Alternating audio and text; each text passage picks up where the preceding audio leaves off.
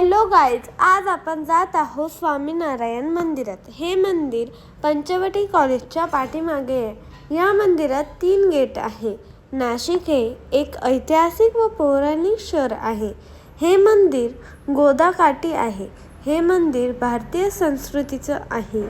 या मंदिर बांधकामासाठी कोणत्याही प्रकारचा स्टील व धातूचा वापर झाला नाही. मंदिराच्या बागेत देवदेवतांचं, दानवांचा, समुद्रमंथनांचा देखावा साकारण्यात आला आहे. आपल्याला मंदिराच्या बागेत अनेक प्रकारच्या देवांचे व संतांचे फोटो बघण्यास येतील. नाशिक हे कुंभमेळ्याचे ठिकाण आहे, म्हणून येथे प्रत्येक स्तंभावर वेगवेगळ्या प्रकारचं चित्र आहे. तसेच मंदिरात दिवसभरातून 5 वेळा आरती होती.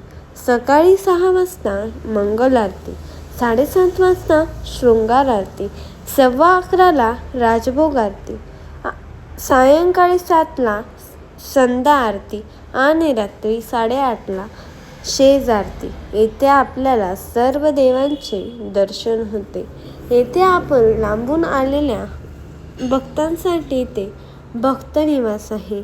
येथे 2 प्रकारच्या रूम आहे. एक म्हणजे AC और नॉन AC. या मंदिराचे काम हे अगदी नाजूक आहे. येथे आपल्याला पार्किंग ही बाहेर करावी लागते.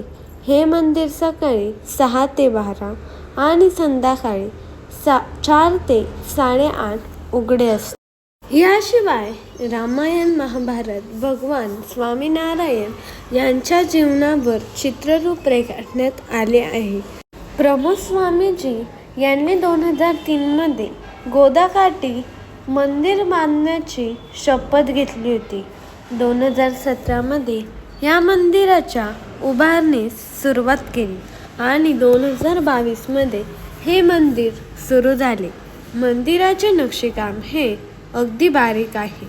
या सर्व देवतांचे व संतांचे व तसेच भगवान शंकरांचे देखील इथे दर्शन होते.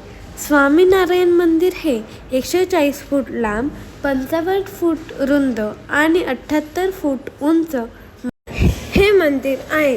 Please like, share and subscribe to my channel.